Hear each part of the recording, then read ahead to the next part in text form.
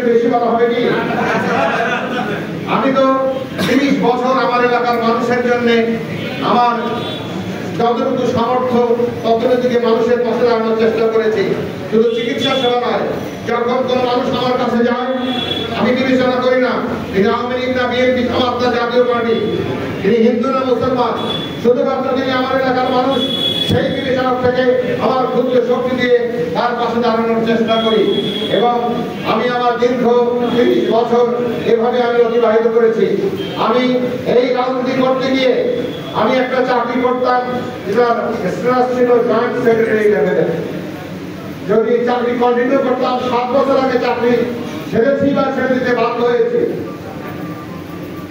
সেই যদি চাকরি কন্টিনিউ করতাম তাহলে আমি এডিশনাল সেক্রেটারি লেভেলের অফিসার হতাম। এরপরে টিএমএস এর চাকরি নেই।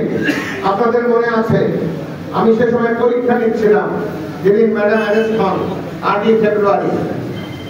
আমি আমার সবাইকে বলেছি যে আমি ওইদিন থাকতে পারবো না, কারণ আমি হচ্ছে মডারেটর। আমি রেজাল্ট শিট সিগনেচার না করলে রেজাল্ট শিট কম্পাইল আমাকেই করতে হয় তিনি, এবং আমাকেই পাঠাতে হয় সিলগালা করে।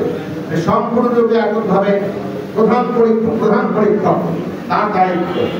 সে কারণে এই পূর্ব নির্ধারিত পরীক্ষা এমবিবিএস ফাইনাল পরীক্ষা পূর্ব নির্ধারিত, সেজন্য আমি ওই দিন আসতে পারিনি। সেজন্য আমার মধ্যে অনুশোচনা আছে, কিন্তু এটি অনিবার্য ছিল। তারপরে ফেসবুকে যেভাবে লেখালেখি হলো আমার সেই অপারগতার জন্য পরের দিন আমি চাকরি ছেড়ে দিয়েছি। পরের দিন আমি সেই চাকরি ছেড়ে দিয়েছি। একটি আকর্ষণীয় বেতনের চাকরি আমি ত্যাগ করেছি টিএমএসএস এ। আমি এখনো কাজ করি টিএমএসএস এ পার্ট টাইম, সপ্তাহে 2 দিন ক্লাস নেই।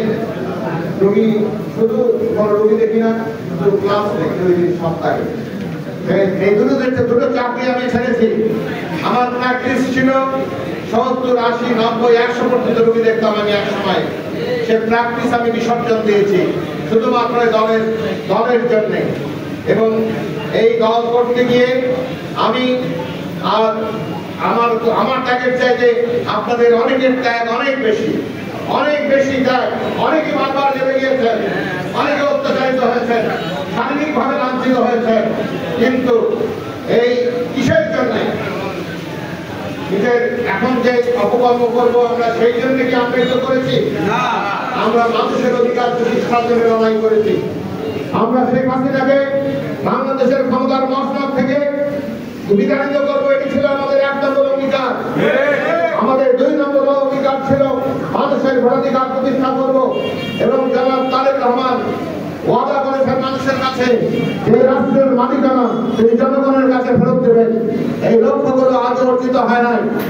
জনাব তারেক রহমান অনেক আগেই বলেছেন যে বাংলাদেশের ইতিহাসে সবচাইতে কঠিনতম নির্বাচন হবে এই নির্বাচন। এবং এই কথা তিনি কয়েক মাস আগে, 6-7 মাস আগে বলেছেন। এবং তিনি বারংবার বলেছেন, এই মাহফুজ এদিকে আসো। তারেক রহমান কিভাবে চলাফেরা করতে হবে, নেতা কর্মীদের উদ্দেশ্যে কি বলেছেন সেটা বলো। তারেক রহমানের উক্তি যদি পানি